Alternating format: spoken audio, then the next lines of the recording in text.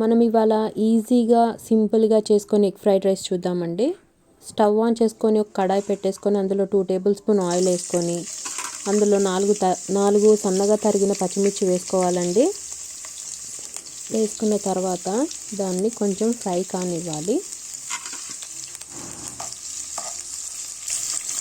తర్వాత 2 రెబ్బల కరివేపాకుని కూడా వేసుకోవాలండి. దాన్ని కూడా ఫ్రై కానివ్వండి.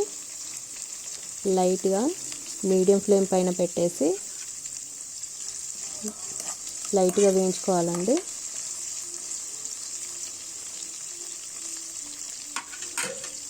అలా వేగిన తర్వాత 1 టేబుల్ స్పూన్ అల్లం వెల్లుల్లి పేస్ట్ వేసుకోవాలండి. వేసుకొని దాన్ని కూడా బాగా కలుపుకొని మంచిగా ఫ్రై కానివ్వాలండి.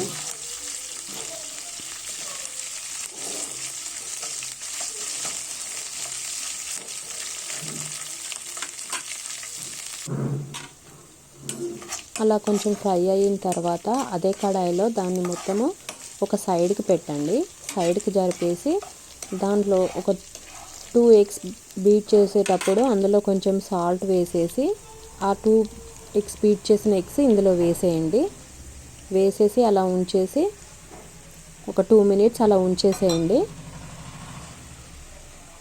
ఉంచేసిన తర్వాత ఇప్పుడు ఆ ఎగ్లోకి మనం సైడ్కి పెట్టుకున్న పచ్చిమిర్చి కరివేపాకు ఉంది కదా, అది మొత్తం కలిపేసేయండి. మొత్తం బాగా మిక్స్ అయిపోయేవాలి.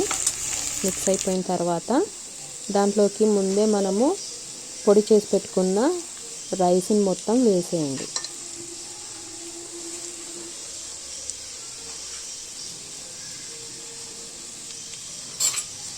రైస్ అంతా బాగా వేసిన తర్వాత ఒకసారి మళ్ళీ కలపండి. అలా కలిపిన తర్వాత అందులోకి 1 table spoon salt, 1.5 table spoon కారం, 1 table spoon garam masala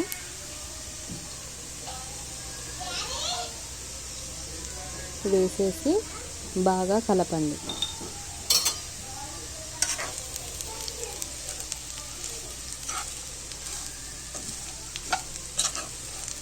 high ఫ్లేమ్లో పెట్టేసి ఒకసారి అంతా బాగా కలిపేసేయండి.